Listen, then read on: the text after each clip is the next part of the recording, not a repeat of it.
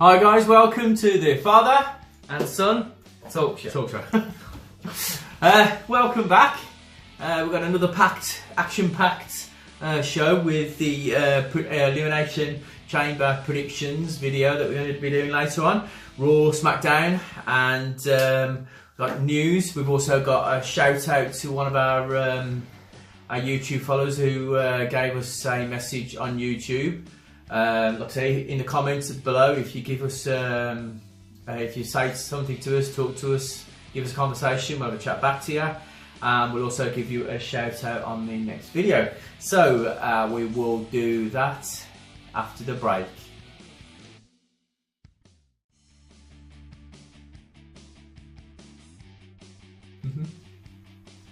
Hi guys, welcome back. Right, our shout out is to a YouTube follower called trubluknight. If you want to check out his videos, there will be a link to his YouTube page at the bottom. He does wrestling shows just like us. He talks about previous DVDs he's bought. He also puts up a lot of New Japan, so I think he's a big fan of New Japan around that area. So yeah, True Blue, here's a shout out to you, and we will see you with the news after the break.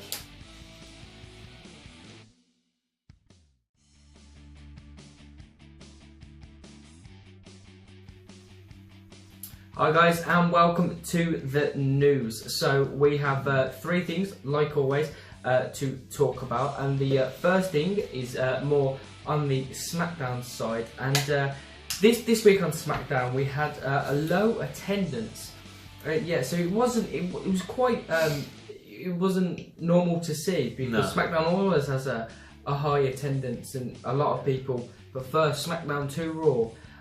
So it was really weird to see that the attendance was so low for SmackDown, and then something needs to be done about this, because you can't have SmackDown, competing with Raw. You can't have a low attendance and Raw have a completely, a higher attendance. It just doesn't make sense. But then again, if you think of NXT, think of the attendances and the pay-per-view reviews they've got back, they've all been excellent. So yeah, you look at your two main shows and they're not getting the attendance. I think what I heard is that they did actually do Raw and SmackDown from exactly the same location. Yeah. So obviously with that in mind, you've got a smallish area, not a big area. It was Phoenix, Arizona, so it's not a big area, obviously. So you've got a lot of people trying to sort of get tickets, and at the end of the day, I think both shows were sort of lack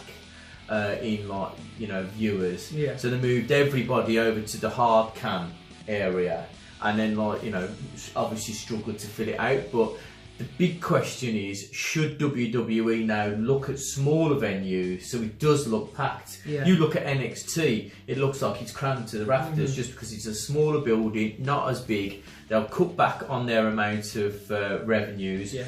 But saying that as well, you've got to see it on the flip side. When they're in one location, they don't have to move.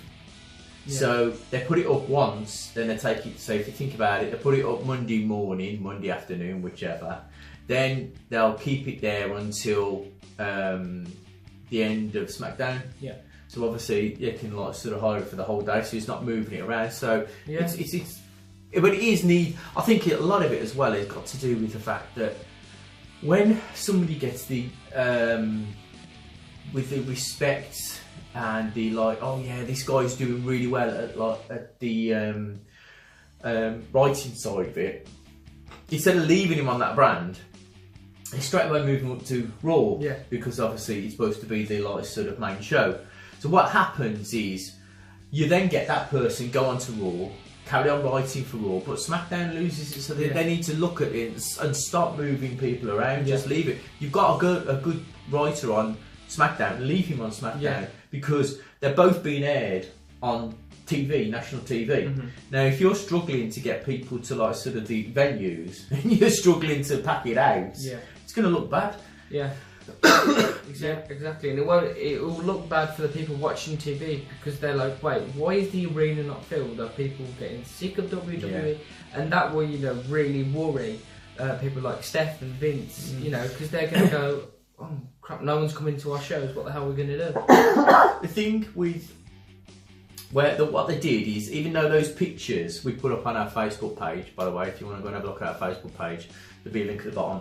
The pictures we put up on Facebook is the other side of the hard cam. So if you imagine the hard cam's behind us, it's facing to the ring. Yeah. So all those seats were blank behind. Yeah. So when you look at it on the screen, it looks like it's full show because all you can see is round there. You see the ramp part, you see that part, and then that's it. All the action spills over, and it very rarely gets shown like the other side of it. It's always a hard cam in the middle of the ring. And then, like, if it spills out, it usually spills out over to where the usual commentators are, or it will fall out into the middle of the ring where obviously there's people there. So very true. So the next one we had is we actually spoke about this on our last video, saying about Jeff Jarrett being inducted into the Hall of Fame. We've now found out that it was Triple H who lobbied for Jeff Jarrett to be put into the Hall of Fame. Now, it's Triple H that is doing a lot of this. He's the one that brought Sting into it. He's the one that brought, what's his name? Bruno Sammartino. He's the one who's been getting all these legends to come back because, obviously, Vince is of a mind like sort of, stay there. You ain't all want to come in. Yeah, he probably doesn't care about. Well, no. Like I say, it's good that Triple H is getting more push. He's getting more things that he can do. It only looks good for the WWE if Vince is going to release more power over to Triple H. So. Yeah, exactly. And obviously, the thing with Hall of Fame is that you have all these past legends coming back, and it's just in its own a wonderful ceremony for the people watching and for the fans because they get to see these wrestlers that haven't appeared for WWE in absolutely ages, and it's really nice to see, especially for the wrestlers that are still wrestling nowadays. The wrestlers that are watching these wrestlers, it is really nice to see them come back, and to have them inducted into the Hall of Fame. It's a big thing. Yeah, and it is nice to see. Yeah, it is. Like you say, not knocking TNA. Pardon me, my voice is breaking up here. Not knocking TNA, but they did their Hall of Fame, and actually last year they didn't actually do a Hall of Fame, and by the sounds of it, they're not going to do one this year either. And the problem is obviously how can they induct somebody who has for the last year or so bust their ass, asked for more money, and TNA gone, right, we can't pay you any more money, we're going to have to let you go. So I feel sorry for the fans and the wrestlers who have been wrestling for TNA, and they won't get a chance, and they're being put in the Hall of Fame. The Hardys will never go into the Hall of Fame now because they'll just turn around and say, well, I'm not going to go into your Hall of Fame because you've done nothing for us. You stopped us from using our own gimmick, as in the broken mat. Yeah. But even though they've won that now, so yeah. Talking about TNA, it's going to be interesting what happens in the next couple of years. Whether there will still be a TNA brand in the next couple of years, who knows? But yeah, that was interesting. So moving on to the last bit of news we have, which just recently popped up and was quite interesting actually. It was reported that Hurricane Helmsley, obviously a WWE wrestler in a long time ago. He teases a return to the Cruiserweight division, which is obviously 205 Live after SmackDown. So this is really interesting because Hurricane Helmsley actually made his first appearance back in WWE at the Royal Rumble, of which he then got eliminated by John Cena, which didn't go down too well with the fans. So before we actually talk about this, Hurricane Helmsley's gimmick in WWE is this superhero kind of character. He darts around with his cape. Yeah, exactly. He darts around the ring and things like that, and he's a fun character to have. And this is kind of ironic because we keep talking about this thing with Vince and bringing all these old gimmicks back. You wouldn't really see a superstar gimmick, a superhero gimmick now in WWE. So Does Vince have something to do with this? Who knows? But I actually think it's a good idea because Hurricane Helmsley is a fun character. He's a fun gimmick to have, and people are going to tune in because they haven't seen him on TV for a long time, and he is a fun character. Oh, definitely. So it's going to be nice to see him back if he does come back. Obviously, this was only a tease. Yeah, this was only a tease. So if he does come back, excellent. And you never know, he could stay in the cruiserweight division for a long time. Depending on, like you say, that they've got no charismatic people in there. They've got nobody that can capture the sort of audience. They just seem to be, very bland wrestlers. That's why they don't have the best gimmicks. I think that's why a lot of them have ended up coming up through the sort of ranks of the Raw and SmackDown. They've not been able to create anything. So they've moved on into the 205 Live brand. Yeah, but then again, they are really beefing up this 205 Live brand, and you can see they're still trying to work it, they're still trying to graft it. But if it doesn't start picking up, in the next couple of months, we don't know what's going to happen. But since Triple H seems to have gained more control, and since Drake Maverick has been the general manager, it seems to have got a lot better. But just before we move on to the Raw review, I have something I also want to talk about now. This YouTube channel on YouTube, NUFC News, they put up a video of Undertaker. Undertaker, he was working out with weights. Now Michelle McCool videoed this, obviously his wife, and they said Undertaker for a possible WrestleMania 34. Now it has been reported that John Cena and Undertaker will face each other, and now this tease of Undertaker working out could be an extra piece towards that. It will be nice to see Undertaker for one final hurrah, and maybe John Cena's last hurrah at WrestleMania. They could both completely retire, and who wins that, it will be interesting to see. But I think Undertaker will retire. But I think John Cena will just disappear for a couple of years or so, months or so, and then come back after this next video or the MTV Awards, the Nickelodeon Awards. Yeah, very true. So I just wanted to add that in. I found that really interesting that he's still active, and obviously his operation he underwent did go successfully well. So, it shows that, like I said, obviously that means that obviously the Elimination Chamber match could show that obviously John Cena might not be winning it then. Very true. Okay then, so that was the news, and we will come back with the Raw review of this week.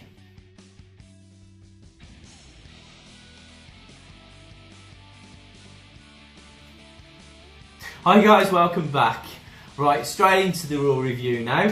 It was a really weird Raw because there was 3 matches or so. It reminded me of an NXT. Yeah, it was really. But people had said that it was really good to have something different and not the usual promo match. Even though we did get a lot of promos still. So we started off the show with Roman Reigns coming down and the 7-man gauntlet match. And of course, the first person to come out was Seth Rollins, so that was good to see them two, is this the Shield on hold for now?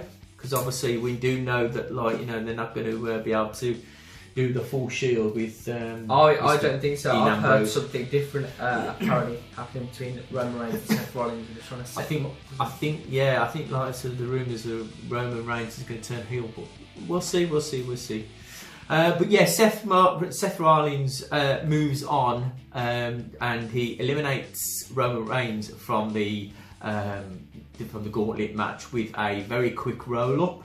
That was good. That brings out Jonathan Coachman. So John Cena. It's alright. I know why you said that. The thing was, it's obviously right next door to where Jonathan Coachman pipes up and says that John Cena should grind on Seth. Coach, what are you doing to yourself? You don't say things like that. John Cena did not want to grind on Seth Rollins. There's a lot of people out there John Cena would like to go out grind on, but not what's it? So what is John Cena gay now? I mean females. Yeah, but you don't grind on a female. Well, no. Anyway, this is PG. This is a PG show. So carry on. It's just Gabriel. So we've got John Cena pulls out a couple of new moves with the adapted stun app. That was quite good to see John. Like, people have slagged him off over the years, somewhat rotten, but I really admit that, like, sort of what he's doing is really good, because he's making himself just look that little bit different with a lot of new moves and a lot of, like, sort of things that goes on. So. But unfortunately, go on, sorry mate. It shows he's still actually very, very active despite his age. You know, he's doing roles in the ring, and I haven't seen John Cena, do roles in years. It's so crazy. You know, he's a beefier guy now, and he's an even stronger guy.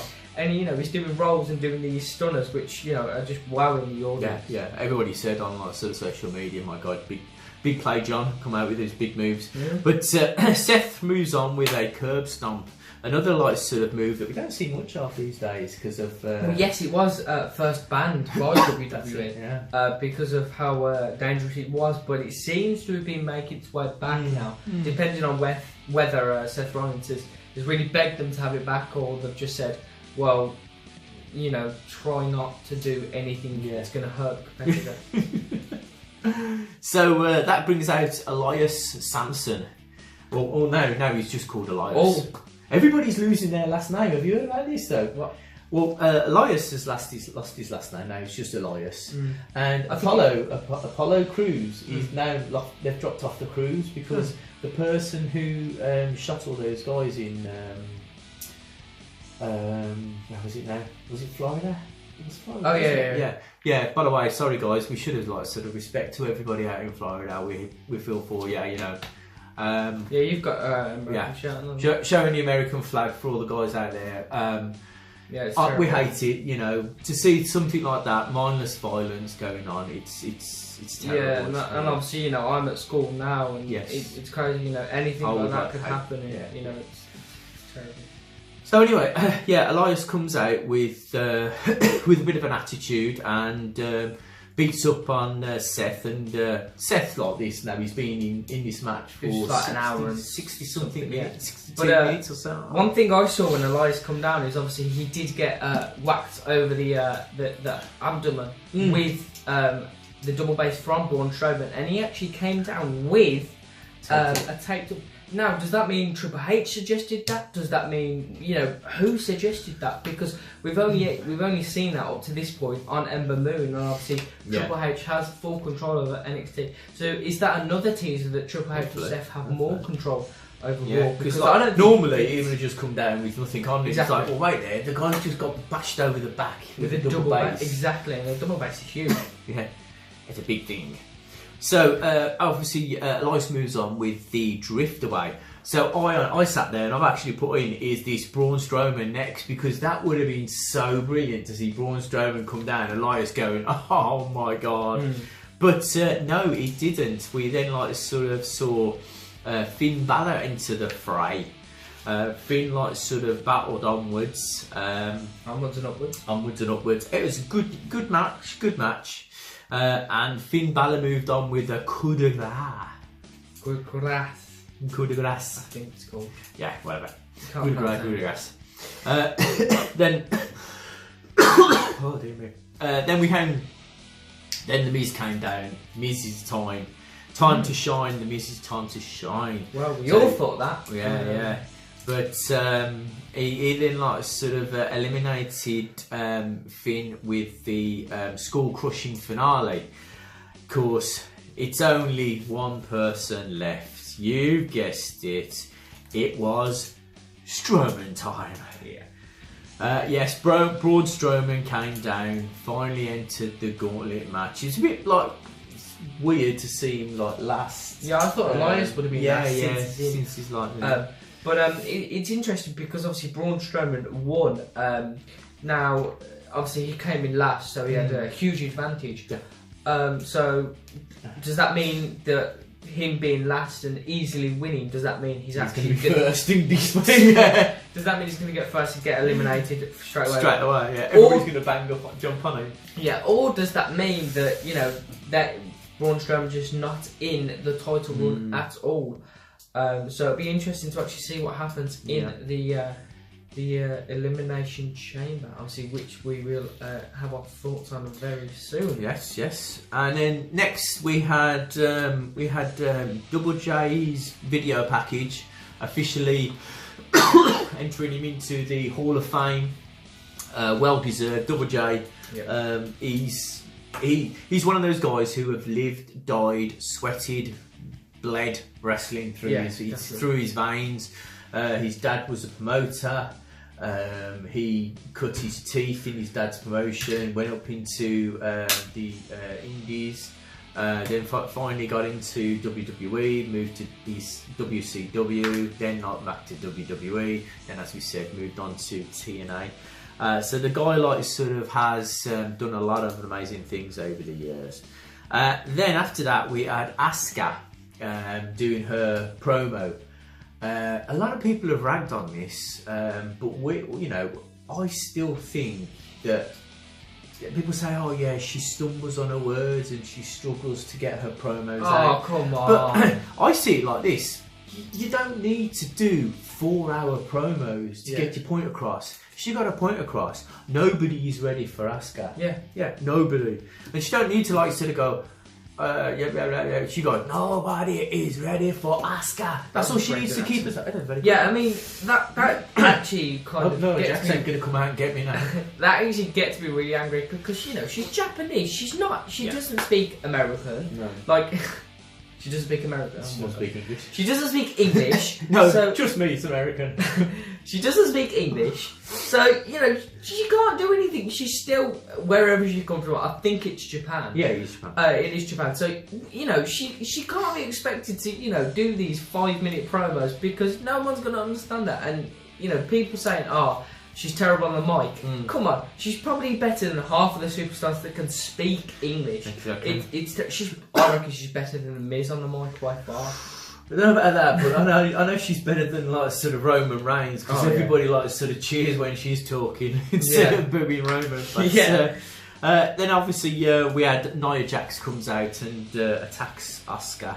Yeah, hyping that up. Hyping that sort of deal. Yeah, because obviously if Nia Jax wins this Sunday, obviously tomorrow, at the Elimination Chamber, she will be in the triple. Well, it will become a triple threat match at WrestleMania.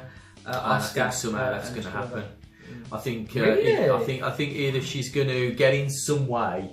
There'll be a double count out, so nobody wins, or I think she'll be in there because at the moment it's got. With it at the moment, it's just going to be who is it? It's Nia Jax, and it's Asuka. Whoever wins Elimination Chamber, and if Nia Jax wins, Nia Jax. Yeah, and I think it's Sasha. So if it's Sasha Banks, it's going to be Sasha Banks versus Asuka, and I don't think that's going to be big enough to create anything major. Having what's in there. So. But we then had the Ronda Rousey video package. Talking about how she's come through the amateur wrestling, that she was judo, she's been in the Olympics for the judo, that she's been fighting in UFC, or that she sort of were the first female UFC champion. Good package, letting us know who she is if we don't know what she's about. Obviously, we watch a bit of UFC, we know who Ronda Rousey is. I think she'll do well. I really think she will. Hopefully, she doesn't go in and bite someone's ear off. But she will do very well. And this video package was just really to hype up her contract signing. But what I'm interested in is not actually the contract signing. I'm interested if someone's going to turn up and someone's going to interrupt it, and then you could have this rivalry. You could have someone from Absolution. Come on, I think obviously the hold on, let me try and find her name because Sonya Deville. Obviously, she has an MMA background / UFC background, so there could be a rivalry spark there. That will be a very good rivalry, I think. There's also talk that like she might not actually sign with Raw. There's rumours that like sort of she'll go to 205 Live. no, there's that SmackDown GM's going to turn up, as in Daniel Bryan, Enough for her country. Shane McMahon. That'll be very interesting. And like sort of try to win her away, or someone's going to turn up, cause something for her to be interjected into the main event at WrestleMania. Well, you don't know what. You don't know what could happen. She could be shared by both brands. That could possibly happen. I doubt it, but you know, it's you know an opportunity that they could do that. There's rumours that she is going to face Stephanie McMahon and Triple H with someone. Is it AJ Styles? I don't know. No. But then again, if it's AJ Styles, then you know what does happen. But I've also heard. I've heard it's going to be possibly Seth Rollins. Yeah, but I've also heard that Seth Rollins is going to turn heel and face Roman Reigns. They're going to turn Seth again, or Seth's going to go over to SmackDown. Someone big from SmackDown's going to come on to Raw. So whether that's a good idea, I doubt that, but it really depends. It's good when we talk because no one knows what the outcome is. There's too many names in this like sort of elimination chamber that could do it. Same with the women's as well. I'm decided, but so anyway, then we had the Bar versus Titus Worldwide. You didn't do that loud enough. That's not the big dog. Big dog. Big dog. So Titus wins. And I think, if I remember rightly, are they in there? Yes, they yes, they are. They are in the Bar now. Yeah. So that's good. I don't think they'll win the belt. Yeah, definitely. But it's good to see. You know, they're actually getting over the Bar, because I thought this would have been squashed for someone from NXT to possibly come in, or someone just part time. But if you think of the Raw tag team brand, there's no one. There's really no one. There's the Bar, and just Titus Worldwide, and that's it. That's all you have. There is. You've got like sort of. Well, you've got Luke Gallows and Carl Anderson, and then you also have the Revival. They need to do. They need to do some sort of triple threat match with the tag team belts. Stick him in, or even a four corners, so at least then everybody's got something to do. Yeah, they really need to get some NXT tag teams up into Raw. Yeah, because at the moment it's really dry. Yeah, Sanity, or even the brothers of the Authors of Pain. Sorry. Yeah. You know, why not bring them up? They've had their reign in NXT. Bring them up. Maybe they will have to like all before rest come out. Very true. So anyway, then we had another six women tag team match. I've actually put on Jack's SmackDown review. I did actually say that it was another 6-man tag team, and I weren't getting at like sort of SmackDown. It just seems that every single bloody week now they just throw in these three women together, or 6 women together, and call let's have a tag team match. Yeah. Well, it worked on Raw, so let's do it on SmackDown as well. Do something bloody different. Yeah, and exactly, and they're supposed to be different. They could have done a gauntlet match on SmackDown. Yeah. They could have done a gauntlet match on SmackDown. Woman or even on Raw. Yeah. And then have the tag team. 2 gauntlet matches in one night. The fans go crazy for that. And the thing is, they're supposed to have these differences between SmackDown and Raw, but it just doesn't happen. They're exactly the same. They're having the same type of matches. They're not having good attendance. Like, oh my god, it's so stupid. Yeah. So we had Bayley, Sasha Banks, and Mickie James, and we had 2/3 of Absolution, along with Alexa Bliss, and the winner of it was Sasha Banks. Something very interesting happened at the end of this, if I might just... Yeah. I was about to say what was going to happen, but you carry on. Are you sure? It's your review? No. Okay, then. Obviously, I'm the better talker. Moving on. So, yes, something interesting happened at the end. So, Alexa Bliss was kind of coming to kind of congratulate the 2/3 of Absolution. Sonya Deville and... Mandy Rose, I had to get a name in.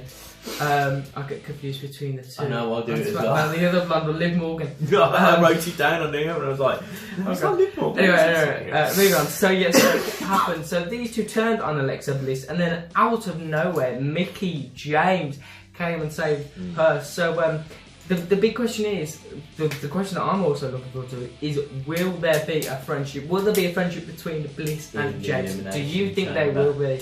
I don't know. It's looking like that because the Elimination Chamber, you got Sasha Banks and Bailey. and Bailey. Then you've got Sonya Deville and Mandy Rhodes, and then obviously you've got Bailey and Mickie James. So I think it might, but then it might all just explode. Yeah, and like you could have someone a miss hit, or you could have Alexa Bliss try and be together with everyone and just turn on their backs quickly and just, go for a roll up pin or something like that. Because I think I spoke about this a couple of days ago as well, a couple of weeks ago. It might have been a video, but social media were going like, why is she helping everybody out? Why is she being nice to everybody? Why is she being nice to Mickie James? Where 2 weeks ago she was. This is true. This is life. If you've got somebody who has beaten you up, your enemy becomes your friend. Yeah. Right. Look at the Second World War. Yeah. Yeah. France were France, America, Germany, and Russia were basically trying to sort of take over. Russia then turned round and realised what was going on. Yeah. That I was just being treated like a mug, and then they helped us say in kicking out Germany from Russia. Yeah, so. this final talk show is so good because we go so off topic and then we talk about World War II. I mean, that's what happens on the Raw review, but trust me, on the SmackDown review, it doesn't happen at all. So let's switch over to this SmackDown review and we'll see you guys there.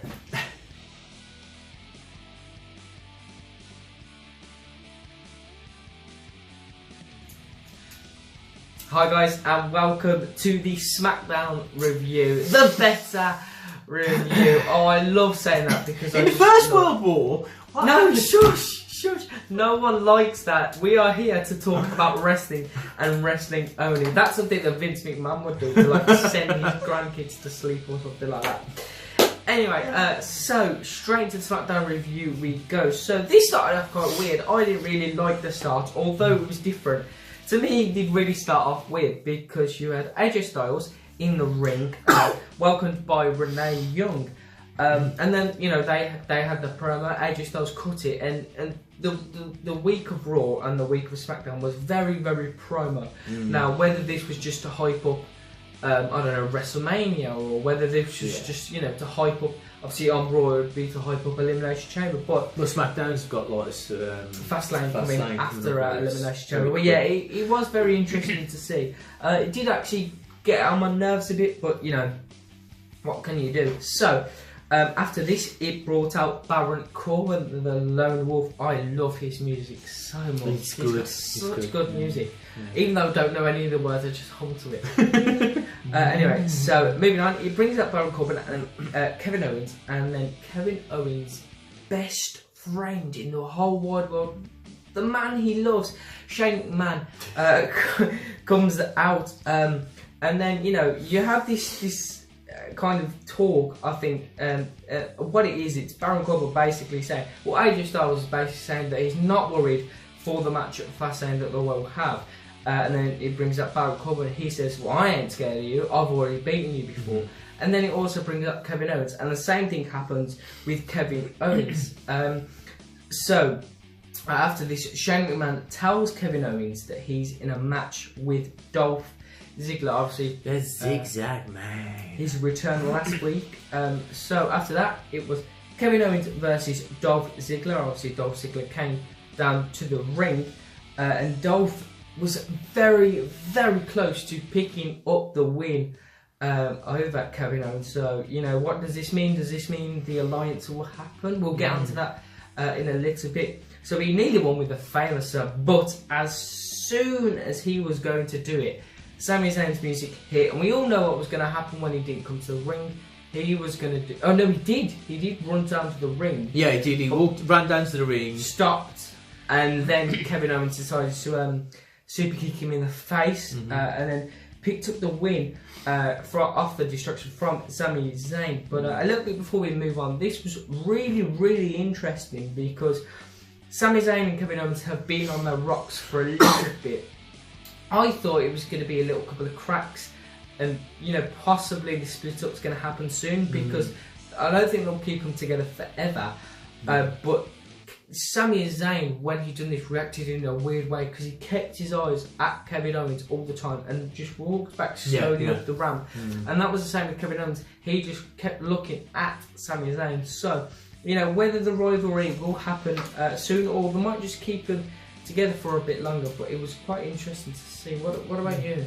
Yeah, like you say, it has been one of those ones where you don't know if it happened when Kevin Owens and Chris Jericho, when they were the friends of Jericho. Same thing happened there. They were like sort of, you know, off and on, and then they made up, and then they like sort of had their arguments again, and then there was like sort of friends again. So you never know what will happen. Yeah. You could have it where, you know, Sami Zayn and Kevin become reunite Cammy. Oh yeah, very true. Kevin Owens, Sami Zayn, savage. I mean, the weird thing is that opposites attract, and they're not opposites at all. Oh, actually, one's ginger and one's brown hair, so that's both from one thing from Canada. Oh yeah, very, very true. So moving on, Jinder Mahal, the modern day Maharaja, only with Sunil Singh. Fatty boobs. He comes down to the ring and he cuts a promo about Bobby Roode being in the list, and he's saying that why is Bobby Roode in this list? It's not fair because he actually wasn't in the top 10 list. Obviously, the SmackDown top 10 list that was voted by the fans, I think it was. No, it was voted by the superstars. Superstars in the back. Yeah, my mistake. It was voted by the superstars. So, you know, Jinder Mahal basically is not very happy. He's feeling a bit grumpy. He created his own list, which has Bobby Roode not in there completely. Did he put himself in there? I can't remember. I think he did, He did, yeah. Very Jinder Mahal-like. Yeah. So this actually brung out Bobby Roode. And then Bobby Roode talks about being a legend killer himself, doesn't he? Yeah. So obviously, you know, he or was it Jinder Mahal that called him? No, it was Bobby Roode that was saying he was a legend killer. But then obviously Randy Orton these past couple of weeks has been branded as the legend killer. So this brought out Randy Orton. So there was, you know, there's a bit of beef going on here. You had Bobby Roode take off his blazer and completely eliminate Randy Orton out of the ring. So he gave him a Rude. Was it Rude DTT or Fuck the fame? Not the fame. What's it called? No, the Rude? Oh, I don't know. But awesome. No, not awesome. What's Glorious DDT. Glorious DDT. There we go. So your name as well, isn't it? Glorious. Exactly. So he hit him with the Glorious DDT, and then I think he also punched Jinder Mahal, but didn't actually, hurt him enough in a way to actually eliminate him from this. So you had both of them at the floor, and then Jinder Mahal went down on the apron, and then you had Bobby Roode celebrating, and then out of nowhere, it wasn't Randy Orton, it wasn't a bird, it wasn't a plane, it was Jinder Mahal. Flabby boobs. Jinder Flabby Boob Mahal. So yeah, and then he hit Bobby Roode with a Colossus. Yes, the Colossus. Yeah, which was interesting to see. So what's going to happen with them? I think they'll end up doing.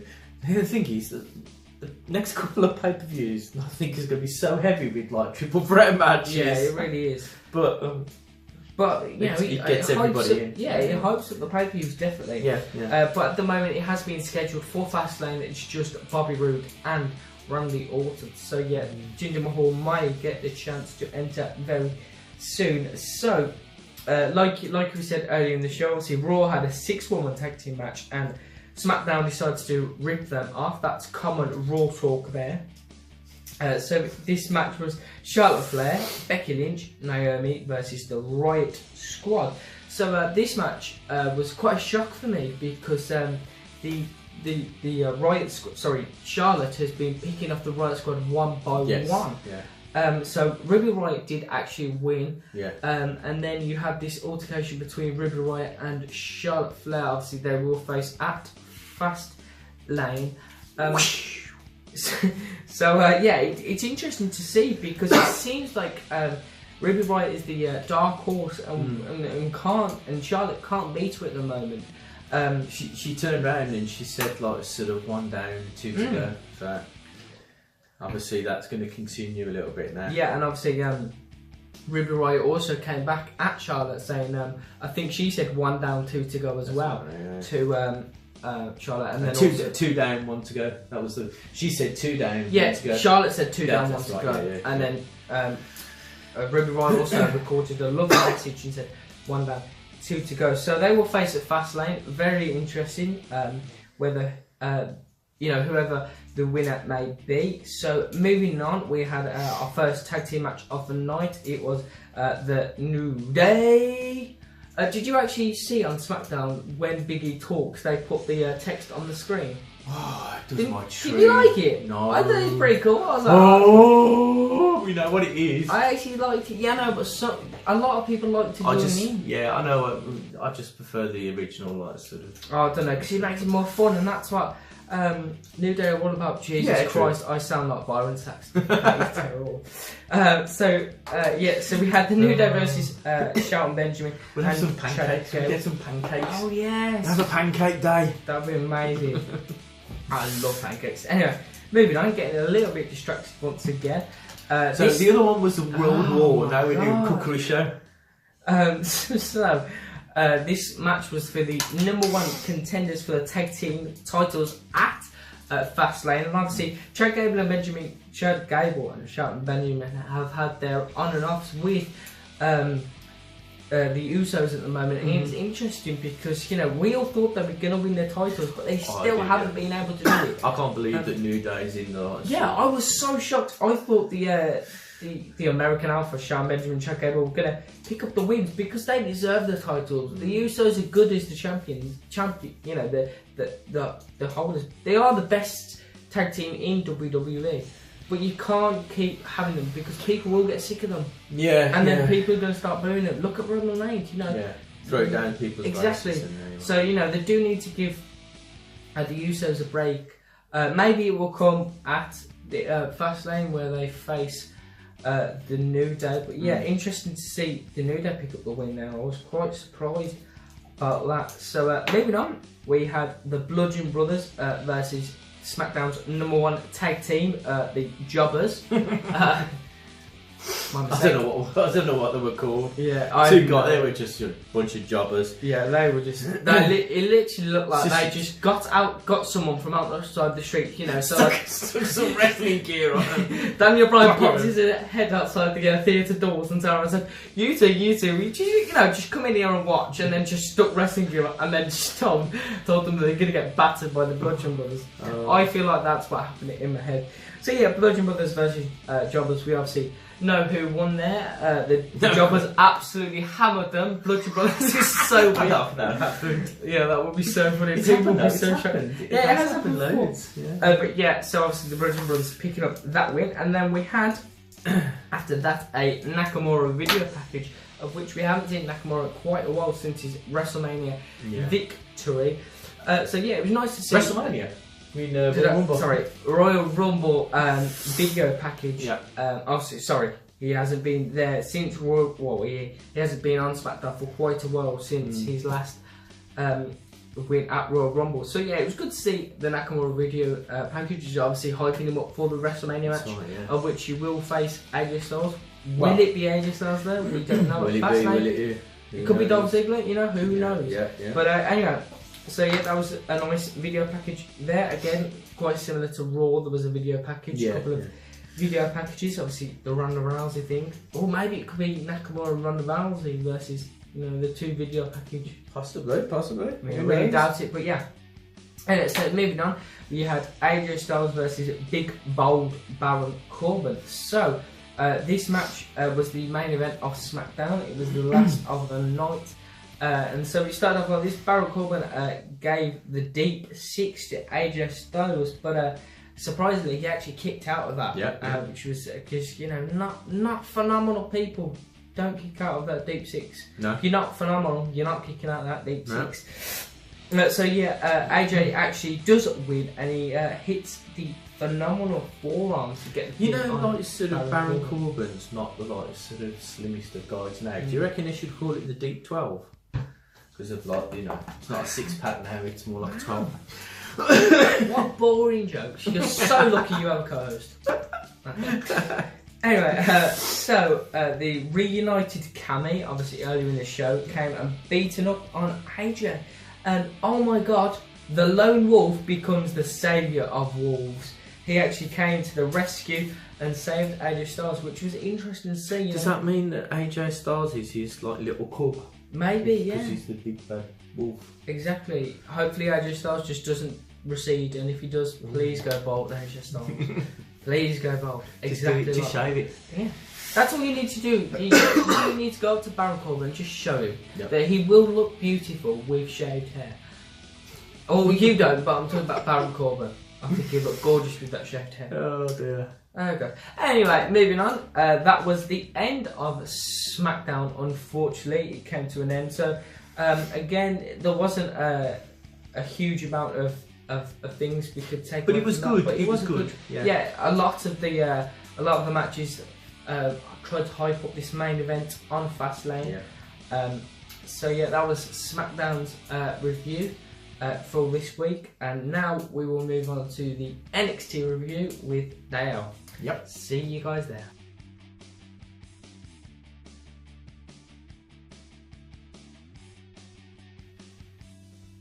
Hi guys, welcome back. We've got Dayal on the line now. How you going, Dayal? Hello people, how you doing?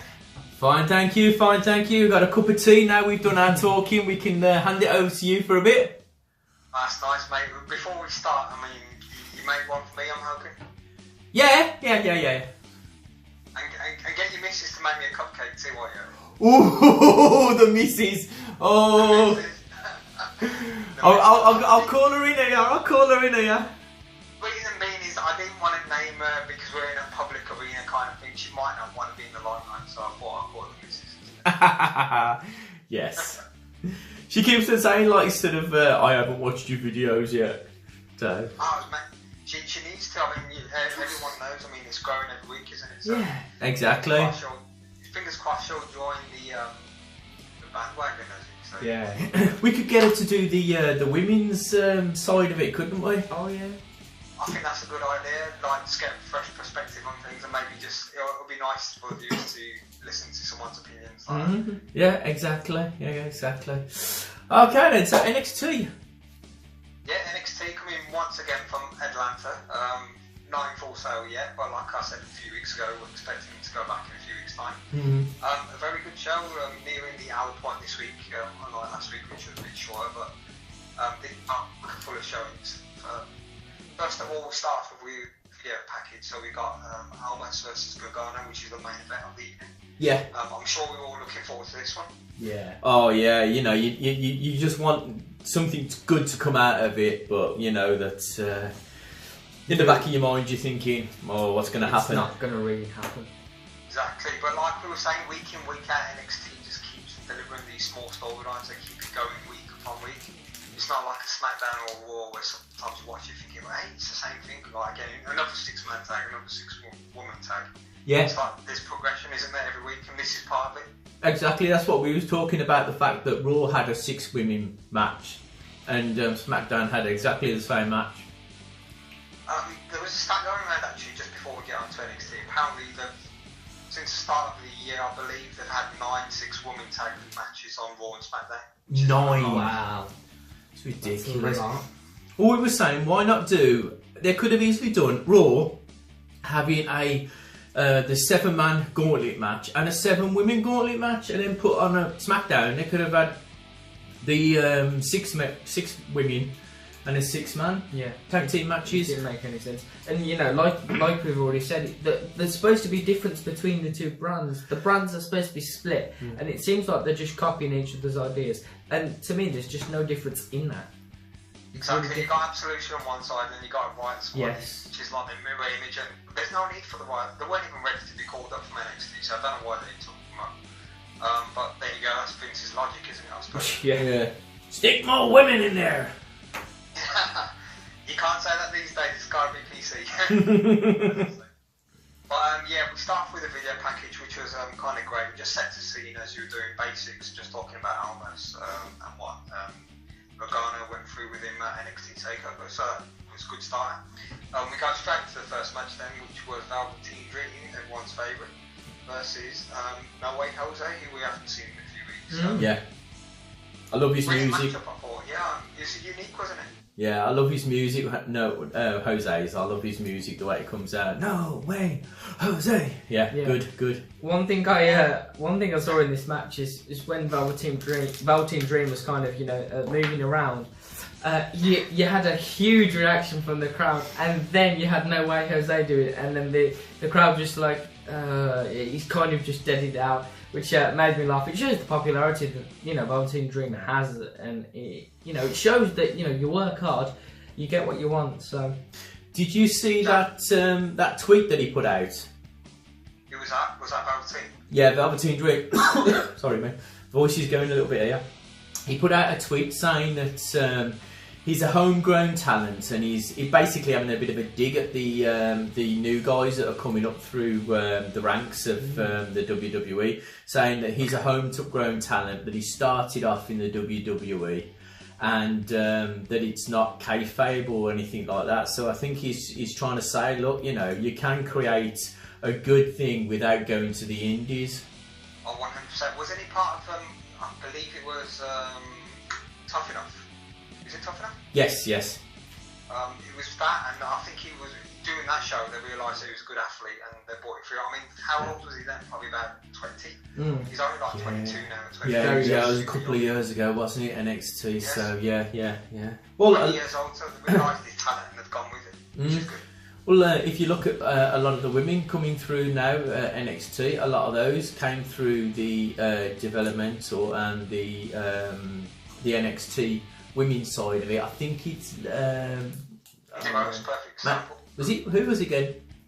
Mandy Rose. That's it. Yes, Mandy Rose. She was the second place, or she won it. I think I can't remember 100%. Yeah, she was the one that was basically vilified for not being committed to the cause or just having outside interest because she was a fitness model. But that's right. You forward the clock about 2 years and look at her now, so she's on the main roster. Exactly. But yeah, Jack, like you alluding to, I thought it was a great contrast because you got to consider we're not in Full Sail, so that's not their home crowd. They were kind of playing away from home in Atlanta like they've been the last few weeks. And you're exactly right, Velveteen Dream's still getting that reaction week in, week out, whereas someone like No Way Jose, it just shows that it doesn't mean that you're over in Full Sail, you're going to be over the rest of the country. So it was a big difference because he was doing the No Way Jose, that's kind of drive on the ropes, and how many people were doing it with him? Probably one or two, and that was it. So I was surprised at that. Yeah, I think it's probably because he's been away for a little bit, but fans have just gone, wow. That's what I was going to say. Yeah, I mean, there's probably part of that to it as well, but I think that he didn't translate as well with Velveteen Dream did, which you can kind of expect it because of the difference in charisma, but I was still surprised by that. But yeah, so we have Velveteen Dream coming in all black. We had Jose coming in all white, which is kind of contrasted in itself. Parts of the match were good. Velveteen mimicking Jose throughout, doing his kind of mocking his dancing. Then Jose was doing it back. We had all three commentators doing this match, putting over. I noticed it quite a lot actually. They were putting over Velveteen Dream, saying how athletic he was, how much charisma he's got, how much talent he's got, how young he is as well. I mean, did anyone else notice that? Yeah, they've been really bigging him up, for his. I think he's going to be. Let's just hope that when he gets up to the main roster, Vince has sort of relinquished everything over to Triple H, and he does get a good showing, not like sort of what happens at the moment where like a lot of them go up and Vince they fall off his radar. Yeah. I think that would be very smart to put this guy really strong and just do it the right way, because you got all this movement at the moment about equality, not just like gender but racial equality as well. So things like Black Panther movie and stuff coming out getting a massive response, and people just saying there shouldn't be a ceiling to what you can achieve. So I think this will be an ideal kind of candidate to be a WWE champion in maybe 2-3 years time. Yeah, definitely. He will definitely deserve it if he keeps, if he keeps putting in performances like this. He will definitely deserve it. Look, like he was saying in the promo, in one of the promos he cut after the match, he was saying he got Superstar of the Year, Match of the Year, You know, he's had all these trophies, and that's because he just worked so hard. And you know, he will be a fantastic competitor, and he's going to be a legend. I can already see it. No, exactly. He actually did a few good moves in this match too. Like normally there was this spot where he runs up to Noah Jose, who kind of pops him up like Kevin Owens does for a powerbomb. Yes. But somehow he turned it into a drop kick, and you're like, wow, look at the athlete. Yeah. It's like brilliant. I thought that was really neat. It's crazy as well because he's a really tall guy as well, and to be that athletic, it's fantastic. Yeah, I think the dude's about 6'3", so he's up there with the taller ones, definitely. For sure. But eventually he goes over with the elbow drop, which I think suits him well because he's kind of that top rope maneuver which has taken over from Macho Man Randy Savage, and he hits it so well. Yeah. It reminds me of a 1980s of Ravishing Rick Rude. Exactly. But like sort of an up-to-date version because he's got the like where he's in the ring and he's like sort of jiving around and like so, you know flailing his hips all over the place, and that's just exactly how like Rick Rude used to be. And don't forget as well, remember the tights from NXT Takeover where you had Aleister Black on one side and him on the other. That's right, yeah. That's so much from Ravishing. Rick Rude's days. Yes, that was a good match. That was a good feud. That was when Ravishing Rick Rude was cracking onto the Undertaker's wife, I think. Oh no, it was Jake the Snake. It was Jake the Snake's wife, wasn't it? What? Was that in real life or was that? I think that was storyline, but it made it quite interesting. I'll have to look back at that. I do remember Rick Rude going against Warrior quite a lot. This Jake the Snake storyline, I can't remember too much. Yeah, have a look on the WWE network that you can subscribe for $9.99. Oh, you took the words out of my mouth. Yeah. Yeah, Velveteen went over with the top rope elbow like we were expecting. As Jack said, he cut a promo afterwards, basically telling everyone, reminding them how good it was by saying he won Wrestler of the Year, Match of the Year, Character of the Year, basically. Then he mentions other people like Aleister Black, Tyler Bate and even Oscar, and saying that basically they don't matter, no one cares. I think it's weird that he shouted out Tyler Bate, and I was thinking when watching NXT when he said Tyler Bate, I was like maybe there could be a rivalry between those two.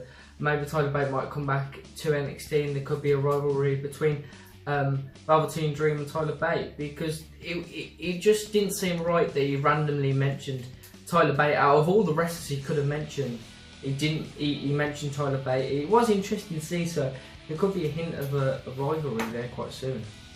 It could be. I mean, I was wondering that because first of all, I think he went to Aleister Black and everyone was thinking, oh, we knew the rivalry. Then he mentioned Bate and then he even mentioned Oscar as well.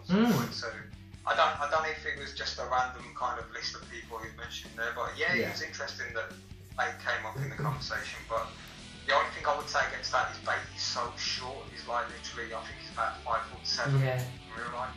Yeah. He got a 6'3" Velveteen, and he's got to go over if he fights Bate because there's just such a size difference in that. It'll be a good match. Don't get me wrong, they'll be technically very good. They both know what they're doing, but I think Velveteen's definitely got to go over if they do need. Yeah, so that was that part done, and then we moved on to I believe it was Regal backstage, which was just a quick announcement and saying that once again we'll have a Dusty Rhodes tag team tournament this year.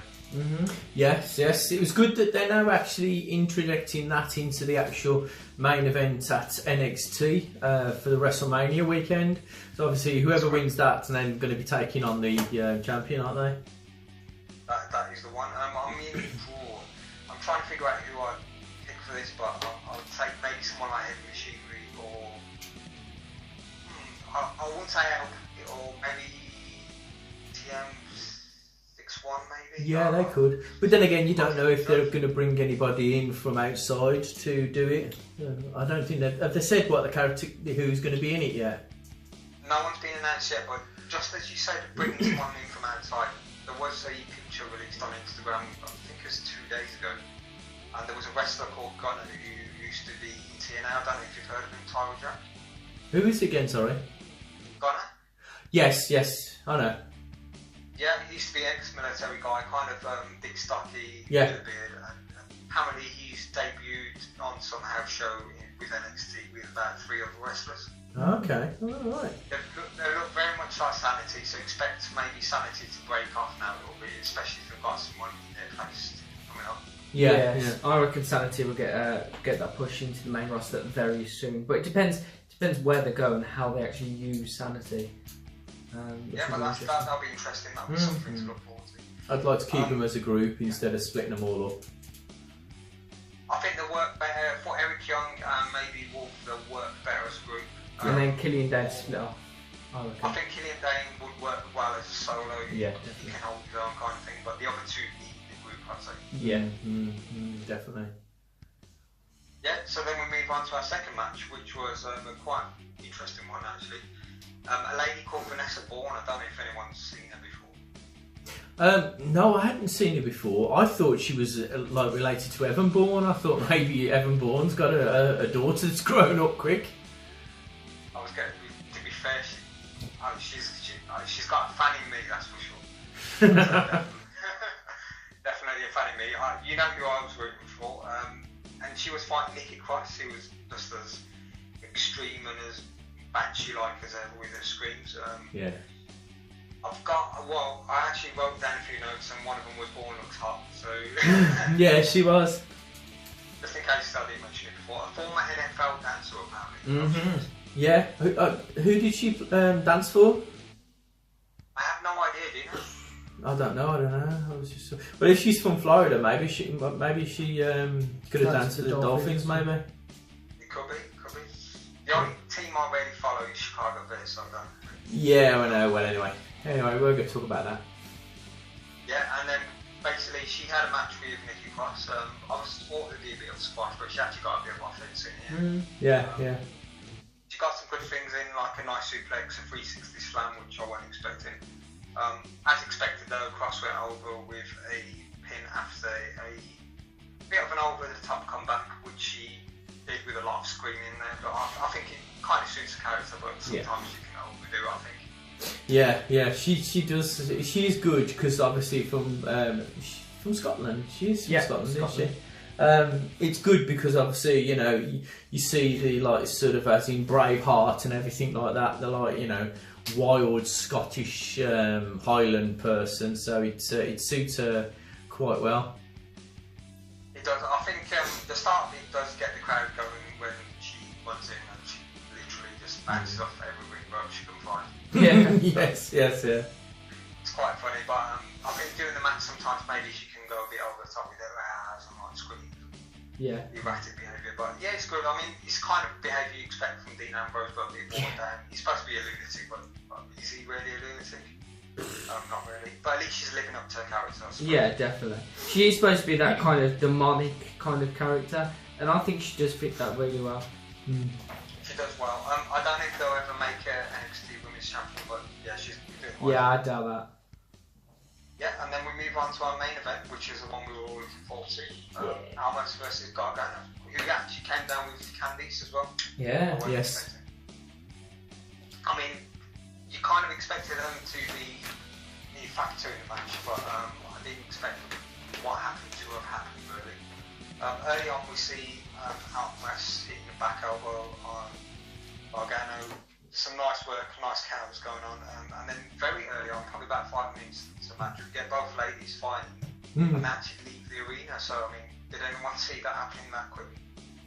No, I thought it was good that they just fought the way to the back and not did the usual thing where they start arguing in the back and the referee comes up and he does the double like sort of point to the back and he goes, "You two, you get out of here!" So it was good that they did something different than just do that spot. They actually fought their way to the back and then just disappeared and let the two guys fight it onwards. So. Yeah, am I the only one that finds that really comedic when the referee does that? Yeah, it does. I always think to myself, why didn't he just do it in the first place? Because it's going to break down anyway. Yeah, I think the referee that's the best at that is, do you know the one that has the short blonde hair?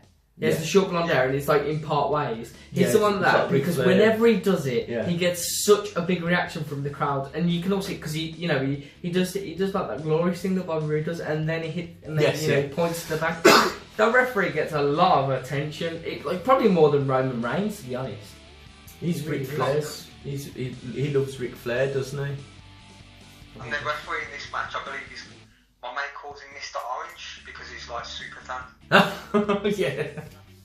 You noticed him on one of the takeovers as well. He literally looks like some Tango Man. He's like the orange sort of the old Tango Man from the 90s. Oh god. Remember him? But yeah, we had the match back with them. Well, for the ladies anyway, they moved out of the ring. We had Almas looking smooth throughout the match. He applied some neat arm bars, working on Gargano's arm throughout the match too. I thought this was kind of neat. They both went for each other's finishes quite early on as well, midway through the match. So you had Gargano going for the hammerlock DDT, and then you had Almas going for the submission. Yeah. They both kind of failed at it, but I think it was any kind of thing to go for each other's finish. Kind of mixed it up. Sorry. No, so we were saying it was good that they like sort of tried each other's moves out. Yeah, and then we had this spot where Almas accidentally takes out the referee, which kind of looked really real actually. Yeah, it did. Really well. Yeah, because whenever that happens, I find it kind of it's a bit weird because sometimes the wrestlers make it obvious they have no contact with the referee at all, and he just falls to the floor. But it did actually look really realistic, and I was like, damn. Is that ref okay?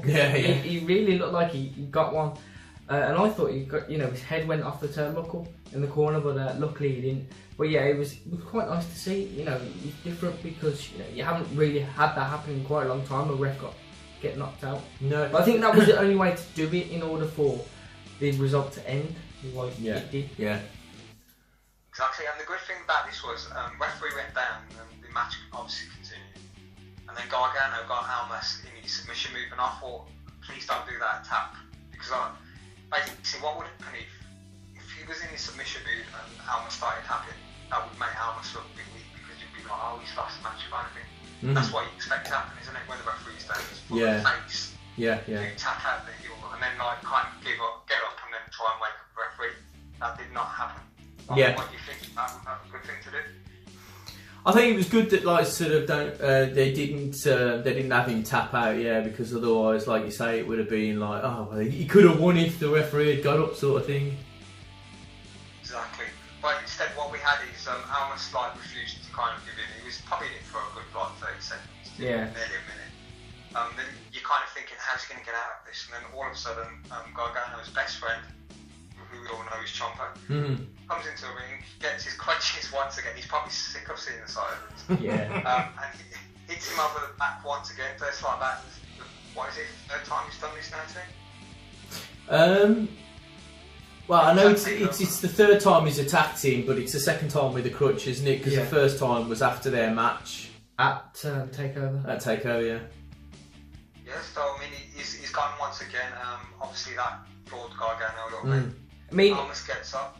Yeah. It's interesting how they keep doing this, but why, if obviously Gargano did lose, and obviously if he won't appear on NXT any longer, so what are they going to have Gargano move up, and then they're also going to move Ciampa up? Because we all know we want this rivalry to happen between them, and we want them to have a match. But obviously Ciampa, we don't know if he's still injured.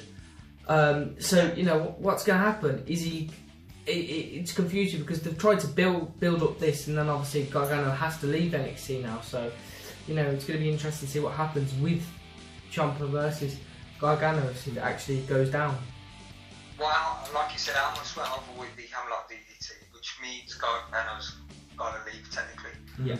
I text my mate straight after this saying that maybe we all kind of see that he's been unjust and something's gone wrong, and he might bring Gargano back for one match at NXT Takeover.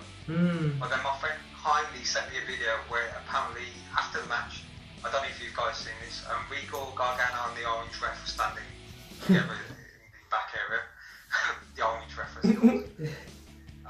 And then Regal hands in the paper saying you've lost a match. Gargano signs it and he does a like having the arguments against it. He looks really sad, and the Homage ref actually apologises for some reason, saying that he lost the match and he didn't see what Ciampa did, which I thought was kind of odd because it wasn't his fault. He was laid out on the floor, so he can't blame himself.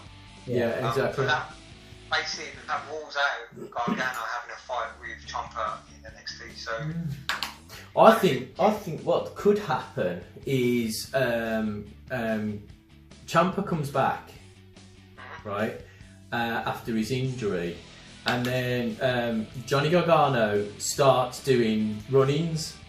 So, you know, and then he keeps on disrupting his matches, becomes sort of... Do you remember how it was with... what's his name? It was Edge... No, not Edge. Was it Edge and Christian? Christian had left and he kept on coming back to beat up one of the Hardys ages ago. Okay, was it Matt Hardy, I believe? Yeah, I think so. And he kept on like sort of coming in and like attacking him, and then like they finally turn around and says, right, well, we'll sign you up for one match only, and I reckon that could probably happen at WrestleMania, or the week of WrestleMania for TakeOver. Possibly. Could do.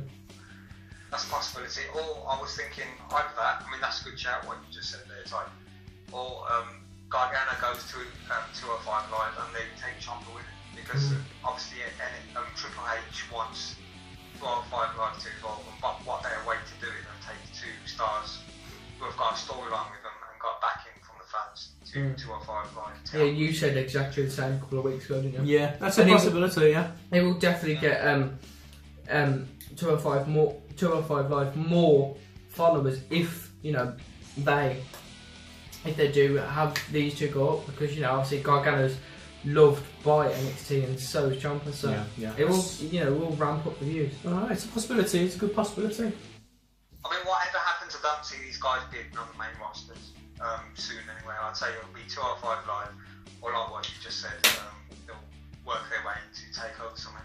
Yeah, possibly. Yeah, that concludes the weekly NXT show, which I thought actually was quite solid. It was a lot better than, even though we said 4 last week, I think this was slightly better than that. Maybe last week was 3.5, I'm not sure. This was definitely a solid 4, maybe creeping up to 4.5 out of 5. Yeah, it's good storyline that they got with the heavyweight, the NXT belt. It's good because we all want to see Johnny Gargano hold the belt, and it's just a shame that he never did. But solid NXT as usual. Good to see the stories progressing. Did you hear in the news about Bianca Belair? That she's no, what? The one with the hair, yeah, the one with the hair. She's suffered an injury at NXT live event, so it looks like she could be out for a little bit. It's a shame because she was getting a bit of heat, wasn't she? It was indeed.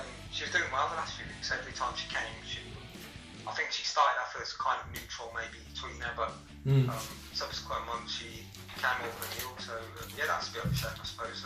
Hopefully, do you know how long she's out for? Did they say? It didn't say how long she's out because it just said that she'd hurt herself during a live match. So we'll have to see what will happen. Well, hopefully it'll be okay. She's still fairly new in terms of NXT anyway, so maybe a month or so out won't do her much harm. But for the long term, I think she'll definitely be in NXT for a good year and a half at least. So she's got plenty of time to come back. Yeah. Which is good. Yeah. Right then, we will continue after the break with the predictions for the Elimination Chamber. So we'll have Dial stay on the line with us, and we'll see you after the break.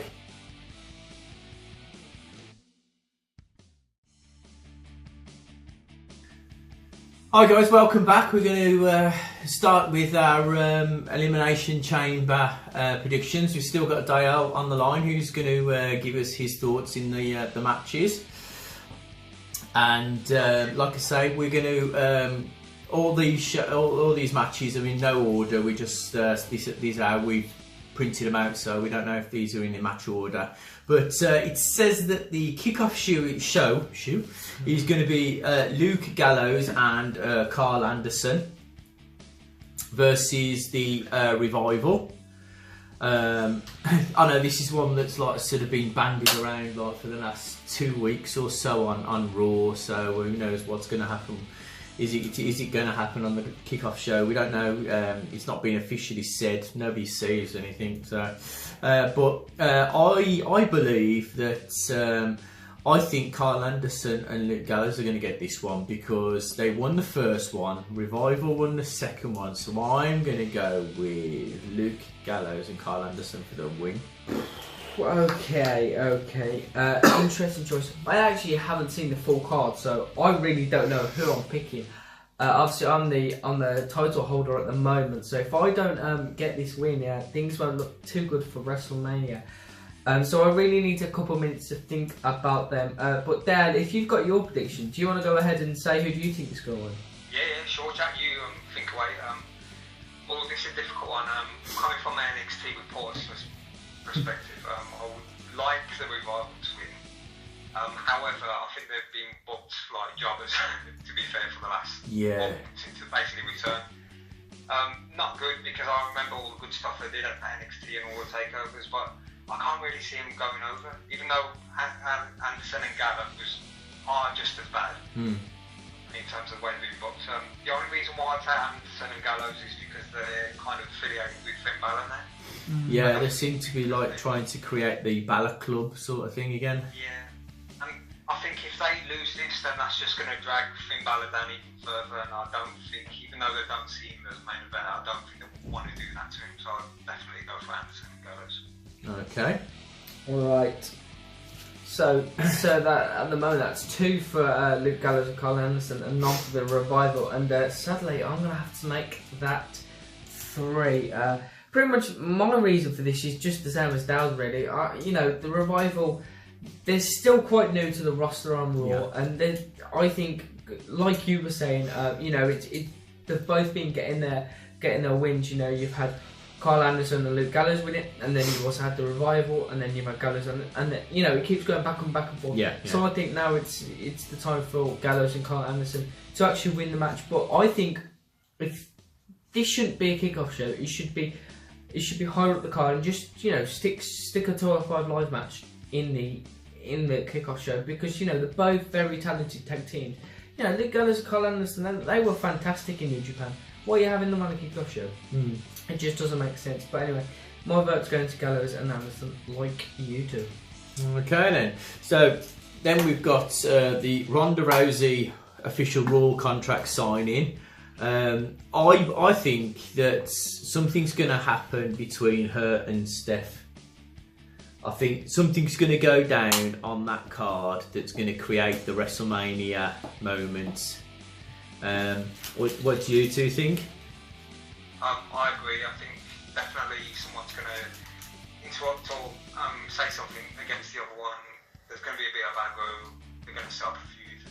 Maybe a double tag team. I'm not sure. It definitely won't be Rousey versus Steph because that's just going to be too one-sided. Yeah, I don't think. You'll have to introduce the element of maybe like Triple H or Braun Strowman in it. The Rock people are talking about, but I don't know if they can get it. To be honest. Yeah, he's got a lot of sort of stuff coming up, but we don't know what's going to happen about that. So, what do you think there's going to be? Yeah, I agree with you. So there's definitely going to have to be some heat that's going to happen, because I think WrestleMania is I think it's like 40 something days away now, so there's going to have to be some heat, and this will be the perfect time to do something. You could have Ronda Rousey say something to Steph, and Steph be a little bit peed off, and then that's when you have that fire. And then I'm actually really excited for this match at WrestleMania, because I want to see who they pair Ronda Rousey up with. Loads of people have been chucked in, obviously The Rock, like Dale said. Seth Rollins has also been mentioned. You can have John Cena there. There's loads of people you can have that will team up with Ronda Rousey. But we'll see what happens. Yeah. I think there's got to be something that's going to go on with this, because, like you say, they wouldn't have a contract signing on a pay-per-view if it was just going to be her scribble a name and walk out of the ring, because something's going to happen. Something big's going to happen there. Definitely. Yeah. I thought, well, maybe she'll get a challenger women-wise. Maybe someone interrupting her, and that will set up a single singles match, but it's got to be someone big. Like you said, it can't just be a small match. It's got to be something big in it. Yeah. And then we've got the match that everybody so wanted, but unfortunately has like sort of seemed to have hit the WWE like a stone going through a glass window, unfortunately. And that's Matt Hardy versus Bray Wyatt. There's so much potential in this. It really does wind me up that like Matt Hardy and Bray Wyatt, I can see them doing so much brilliant things, but unfortunately I don't know if somebody's stopping them from like sort of doing anything. But it's just a shame. But I'm putting my name down on Matt Hardy, I think. Okay, I think I've pretty much decided on this one. Like you were saying, this kind of rivalry between these two has just really died down now. They've gone on with it for too long, and they just need to end it. And you know, it just hasn't been that good. It hasn't been as good as I hoped it would be. I think one thing they've really messed up on was when it was Raw's 20th anniversary, and they had them at the old arena, the arena which, you know, was supposed to be the Attitude Era place where, you know, all of the old wrestlers, you know, there was no point, because that should have been shown in the, you know, the better stadium. Yeah, stadium, arena, you know, the arena. So why it was there, I don't know. And I think that really, messed it up, because, you know, no one wanted to see Matt Hardy and Bray Wyatt there. They want to see all the old guys come back. So, you know, they really messed up there. And, you know, but Matt Hardy and Bray Wyatt, they've done these laughing things for, you know, a good couple of months now. It's just really annoying. Bray Wyatt, since he's been apart from his group of the Wyatt family, he just hasn't been the same. And obviously, since he was out with viral meningitis, again, he just hasn't got the storylines. But I can only see one person going forward with this, and I'm going to go with Bray Wyatt to win the match. Not too sure about that, but yeah. Yeah. So, Dia, what do you think? I just can't believe how long they've got this feud. It just seems like it's dragged. It's been rushed. It feels like it's been rushed. They've not thought about it. They've not looked at what the strengths are of Matt Hardy, what the character is. They've even brought in Jeremy Borash, but they're still rushing through a feud. I mean, there was no need for them to fight at Raw 25. There's no need for them to fight right now in the Elimination Chamber. No. I think the best thing to do was just to keep them off TV, cut these weird promos away from the stadiums or away from the arenas. Have one of them compound matches like they did at TNA. Maybe just do something different somewhere in some forest somewhere. Yeah, definitely. I think they could just keep on dragging out until WrestleMania, and then they could have like maybe a compound match there, sort of thing. But then I think you risk kind of taking the heat off the feud. I mean, like Jack's just said, he's sick of it, and there's probably a lot of other people that feel the same way. Yeah, definitely. I just feel like they've tried to push in too much. They should have been a 2-match feud, or maybe a 3, and we should have been the first or second match maybe at the moment, but we feel like we've seen it for the 7th time already. So in terms of winner, I'll probably say Matt Hardy, because I want him to win. For the storyline to progress, Bray Wyatt's got to win. So I'm kind of thinking a draw, guys. I don't know why, but I think it'll be a draw. Yeah, that's a good idea. It could be a double count out or something like this. But do you know what I could see happening? If they could have really pushed that at WrestleMania, they could have had a different match, you know, something different. They could have had, like, I don't know, a burial match, which we haven't seen in ages, you know, something that The Undertaker was done. And when Bray Wyatt first came to WWE, that's what they wanted to shape him into be. They wanted him to be this Undertaker, you know, regenerated superstar. And unfortunately, it hasn't been like that. And this Matt Hardy thing had potential when it first started, like you said.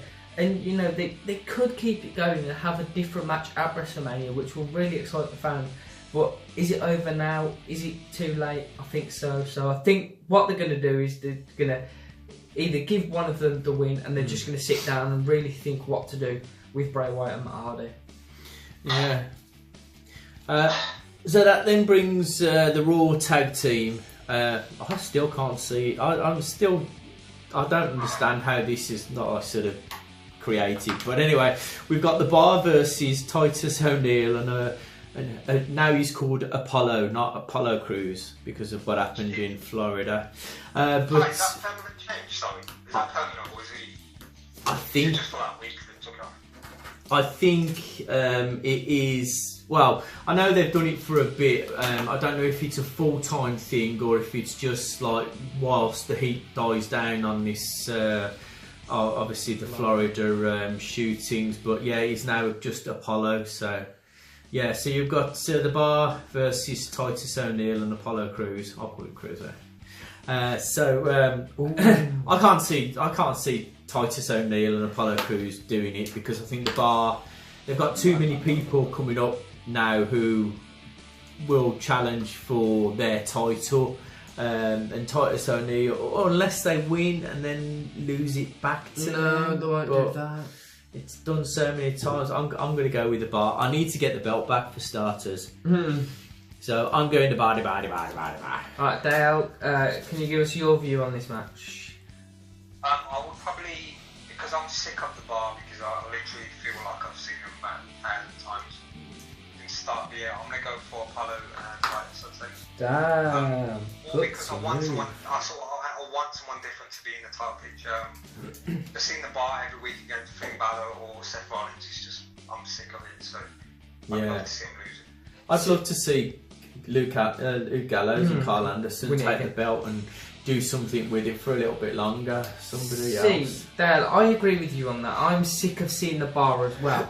But Titus O'Neil and Apollo aren't big enough to get the belts. They aren't big enough to hype up the belts. And I was talking about this earlier on the Raw show. And I was just saying there needs to be more tag teams in the Raw brand. You know, at the moment you only have the Bar. You only have Titus O'Neil and Apollo Crews. You only have Gallows and Anderson. You only have the Revolver. That's like 5 tag teams right there. You really need to start bringing up someone from NXT. I think the Authors of Pain on Raw would be perfect. Yeah. They could even make a turn up on this match. You know, why not have them throw me at the deep end? Exactly. Oh, you know, someone else. Sanity. Maybe trick Sanity in there. You know, just someone else. Because, like you said, Dale, I'm really getting sick of the Bar having the titles. Yes, they're a good tag team, but you know they've had it too much, and it's a shame that Dean Ambrose was injured because Seth Rollins and Dean Ambrose, when they were holding the titles, were really good. So for that reason as well, I'm not going to agree with you. Although it seems like I was going to, I'm still going to go with the Bar because I could just see Titus O'Neil and Apollo not getting it. And unfortunately the Bar still retaining the belt until someone else, you know, gets into this roster, because at the moment it's so boring. It really is. So the next one we've got Asuka versus Nia Jax. Obviously, if Nia Jax wins, she gets the position in the Raw Women's title match at WrestleMania. And obviously, if Asuka loses, she'll lose her winning streak so far. So this is one of those ones that I've been struggling over, because I've heard rumours that the person that's going to take Asuka's winning streak is going to be Ronda Rousey. I've also heard saying that Nia Jax, they feel, would be better put in the Raw Women's Tag Team match to hype her, well, to make the match more better than, you know, like a 3-way than like sort of just 2 of them. So I think, it's very, very tough. I'm going to go with a draw. Something's going to happen. Yeah, I think like sort of that they're going to somehow, something's going to happen and both of them will come out with a win. So that means that Nia Jax will be added to the match, and Asuka keeps her winning streak intact for Ronda Rousey to maybe take it at some time. So, because Nia Jax come back for a reason. She was on the way out the door. You know, we know that happened. It's been so close that she's like sort of was nearly signing with another rival company before you know where it was. She was pulled back. So there's a reason for her to come back, I believe. And I think that's it for the draw. Okay. Again, like you said, this is a very, very tough one to predict because no one wants to see Asuka's streak go down, but it's going to have to die one day. Whether it's going to be Nia Jax this Sunday, whether it's going to be Asuka, who knows? It's really, really tough one to predict. It's really, really difficult because Nia Jax is the only person that is strong enough to take the streak because everyone else is supposed to look weaker than Asuka. And obviously Nia Jax is, this big wrestler that, isn't like the others. So, I don't know how they can have a draw though. They can't have... The only way they will have it is a double count out. I really doubt a double count out's going to happen. But that's the only way they can have the draw. I think I'm going to go with the draw as well. That's the only way I see it happening. Because they don't want Asuka to lose that streak. And they don't want Nia Jax to look weak. So, So, what do you think, Dale, after hearing our views? I think that they're calling our bluff with that stipulation about her getting into the WrestleMania match. I think it's just basically calling our bluff. I think they've invested way too much in Asuka for her to lose or even maybe draw this match. If she goes into WrestleMania, she's got to go into WrestleMania looking strong. So I think it'll be a straight out Asuka victory. Whether that be by count out or by pin or submission, I think she's going to win it. Yeah, I really like your suggestion there. I'm actually kind of contradicting myself now. Obviously, I'm not going to change it because I'm going to play fair, but that was a really good point you put forward, and damn, I should have put that. But yeah, I've got to go with what I went. Okay then.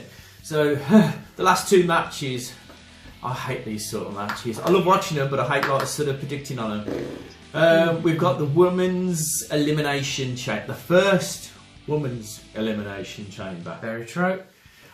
So we've got Bayley, Mandy Rose, Mickie James, Sonya Deville, Sasha Banks, and Little Miss Bliss. Alexa Bliss. God, she's so hot. Anyway. Jesus Christ. You're probably old enough to be a granddad.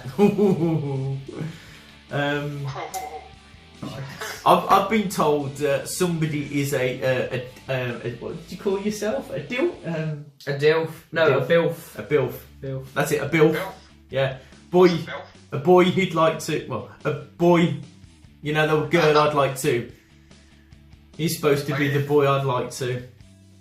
Oh, fair enough. Never heard that one before. No, I think it's just one they've just come up with. They're feeling put out, these young lads. I think they're feeling like sort of outdone by it all. So I'll have to go on into Urban Dictionary. Okay. Ooh, there's so many possibilities. So many directions that they can go. God, there is. I know who I'm going to pick though. There's a lot riding on this guy, so you got to get him right. Yeah, there is. Oh, I don't know. It's like Sasha Banks to win it, and Bayley and her to feud. I know it's not going to be. Can I help you guys out? I don't think Sasha Banks has got a chance because she's already had 3 or 4 title reigns. I completely agree with you.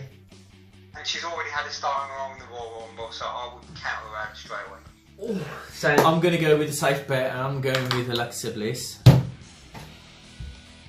Yeah, I would probably agree with that because I think they need a heel going into WrestleMania. Yeah, to fight maybe Asuka or potentially someone else. So I'll probably agree with it. Damn. You're going the same, aren't you? I was going to go the same, but again, we've had so many the same now. But you know what? Because I'm a kind of wild card and you guys are fighting for the belt, if you push me, I'd say something different. I'll go for Mandy Rose because she's flaming hot. So. See, I don't go with people on their looks, but you're not as shallow as me. But I don't know. Mickie James has got a shout, I reckon Mickie James has got a shout because she hasn't had the title in a long time. People like to see her with the title, but whether she gets it, it's a big but. It is a big but whether she gets it. No, Nia Jax is the big but. Oh wow. Jesus Christ. You're old enough to be a great granddad. It's so difficult to predict because it's... Right, everyone else is out for me. Bayley's not going to win it. Mandy Rose is not going to win it. Sonya Deville isn't going to win it. Banks ain't going to win it. It's really out of Alexa Bliss versus Mickie James. And I'm really decided which one to go on the line. I know, but it's just so. Like, what if I don't put it on the line? Or No. The belt is on the line every pay-per-view. Oh, God. I love it. What if I don't put it on the line? That's amazing. Oh, right. I'm gonna go with Alexa Bliss. I've got her. She's my girl, man. Even though she's on Raw, I've got to go with Alexa Bliss. Like you said, she is pretty hot. I've got to agree with you. So that's 3 votes for Alexa. Well, yeah, everybody going for Alexa. The next hard one. Sorry, I'm talking about women now. I know we talk about another hard one. Is the Universal #1 contendership match. The Elimination Chamber. That was a long blah. No, you just said the S word then. I was like, no, what? We have got The Miz versus John Cena. Enters first place. My mistake. Versus John Cena. Versus Braun Strowman. Versus the big dog Roman Reigns. Big dog Roman Reigns. Seth freaking Rollins. Versus Finn Balor. And the WWE's Walk with Elias. Who enters last? Wow. Right. Oh, jeez, I've just written a tablecloth here. Oh, dear me. Oh, this is another one. We've been talking about this off air as well. Right. Can I just say something? I'm going to eliminate. We've already talked about this off camera. Dale, obviously you don't know about this, but I'm going to eliminate who we know is not going to win it. The Miz is not going to win it. John Cena, not going to win it. Good. Finn Balor, not going to win it. Elias, not going to win it. So it leaves us with Braun Strowman, Roman Reigns, Seth Rollins. Do you agree with that? Yeah, but... Okay, you agree with it. Dale, do you agree with that? I agree. Yeah, okay. I know who's going to win. Well, Right. I don't know, but I think I know who's going to win. See, 3. whew, we look at the 3 that's left, right? Has Vince given up on Roman Reigns? That's the big question. Yeah. Has he given up on him with the drug scandal? I think he's supposed to be going to court this week, I think, or next week, about the sort of charges. So it all depends on what happens there. We've got Braun Strowman versus Roman Reigns. Braun Strowman versus Brock Lesnar. They've done it so many times now. Can they do it again at WrestleMania? No, because the matches aren't hyped enough. No. Seth Rollins. Oh, okay. Right. I'm not gonna pick Dale. I'm so sorry, but I'm gonna have to leave this up to you to pick. I wanna hear your own voice on this. I mean, if you want, you can pick someone outside. You can pick someone like Finn Balor or The Miz, but I've just decided to do that, so it makes it easier for myself. Okay, the 3 guys that you say are most likely to win it, I completely agree. And the reasoning is, if you look back to that, was it the Gauntlet match last week on Raw? Yes. Look back to that was actually not for anything in particular, but it was quite important because it told us quite a lot. Yeah. So if you break that down, you've got Seth Rollins, who's made look really strong because obviously he's been in a bit of a predicament at the moment. I mean, he's not been in the main card too much, but they're trying to push him back up into there. I think the reason why they made him go over Reigns and Cena was to make him look like a player in the Elimination Chamber. Point is, they're probably going to play it off for the fact that he was in there so long by making him probably kind of seem fatigued in the Elimination Chamber after a while. So I think he's going to kind of high towards the end and get eliminated, and everyone's going to be like, oh, it's all down to the Gauntlet. Yeah. The 2 is you got Braun Strowman. He actually won that match, which normally means that if you win before you go into pay-per-view, you're not going to win at pay-per-view. Yeah. That's my thinking anyway. And the fact that he came last as well. Obviously, he was the most freshest out of everyone, so it was easy for him to win. Exactly. I think he's still the fan favourite, but I don't think they're going to do it. Yeah. I mean, I'd love him to win, so he's Roman Reigns. The scary thing is he lost the match clear to Seth Rollins at the start of the Gauntlet last week. Everyone's kind of thinking he's something, but I think that's just WWE's way of putting us off. They do like to do that. Yeah, I think they're going to push him towards WrestleMania, and I think he's going to win the match at Elimination Chamber. Okay. So I'll that's... just say, for the record as well, I don't want him to win the match at the Chamber. Right. Okay, so I'm going to break down this one by one so I really know who I'm picking. At the moment, I think I've got a good idea. So, Seth Rollins, obviously, like you said, Dale, he won the, he lasted the most in the Gauntlet match. He actually broke a record.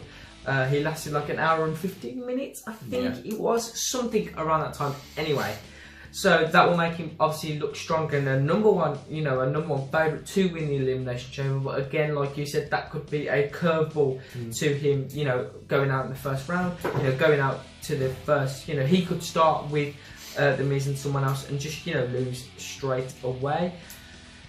Braun Strowman. I think Braun Strowman, like I said so many times, looks his strongest when he's trying to battle for the belt. Because he's destroying everything, he's destroying everyone. That's what WWE want Braun Strowman to be. This man that doesn't give one and just wants to beat up anyone in his sight. Yeah. That's where Braun Strowman is his best. If he wins the title, he's not going to be the best because he's at the top. You really want to build up Braun Strowman. So then when he has that match, when he puts the power slam on Braun Strowman or whoever's the winner, the fans go absolutely crazy. And you can see the fans that love Braun Strowman. They get a better reaction. Braun Strowman gives them a better reaction than John Cena when John Cena is a fan favourite and Braun Strowman's a heel. So will Braun Strowman get it? Who knows? Roman Reigns. Now, I completely agree with Dale on this one. I don't want him to win it.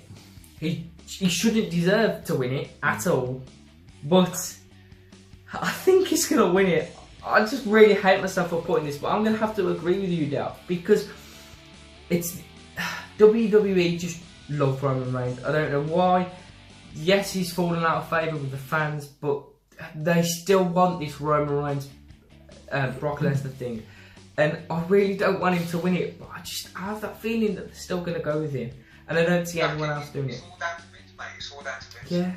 Yeah, Vince sees him as the big dog! Yeah, it's so annoying that I know he's going to win. Well, I don't know it, but I have a pretty good feeling he's going to win. But I don't want him to win because he's boring me. I want someone like Braun Strowman to win it and then him to go on to WrestleMania and beat Brock Lesnar. But I know that's not going to happen. I know it's not going to happen. So, if he actually wins, that'll be his fourth WrestleMania that will be main event.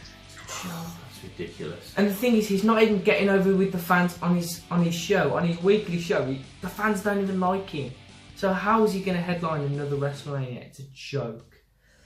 I don't know. It just baffles me that they're just spending this much time with Roman Reigns, where other wrestlers would have just been dropped down to the IC belt or the. I mean, then again, he would drop down to it, but that was only to make him look strong. Yeah. That never really happened. Yeah. Dial, did you? I noticed. Me and Jack. I asked Jack this. Aiden English. Yes. Do you know who he's? I think it's either he's going to marry or he's married or he's going out with. One of the two. Guess who he's going out with? I have no idea, mate.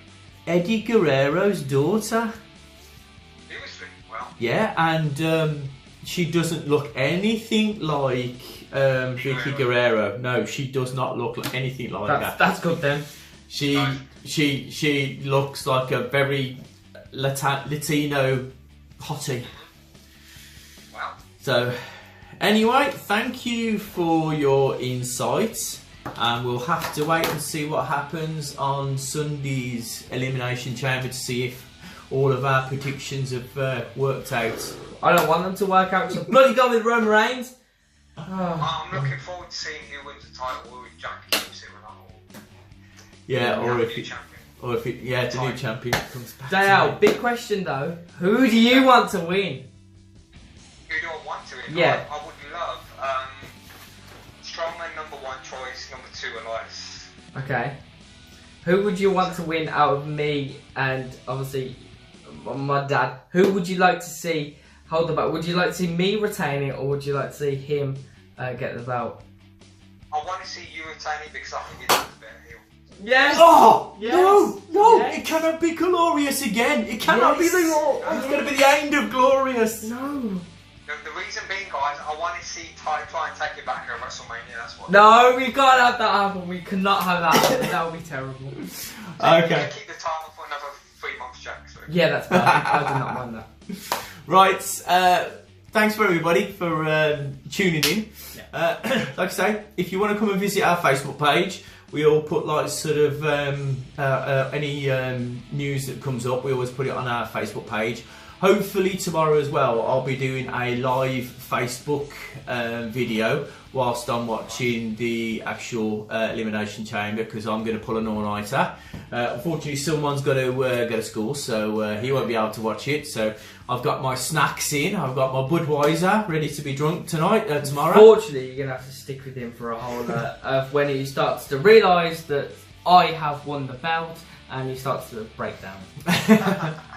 So yeah, if you want to come along to our Facebook page, the link will be at the bottom of the descriptions. Same thing again, as we said at the beginning of the show. If you want to leave a comment, then we'll give you a shout out on our video next week, and we'll see you next week. See you later.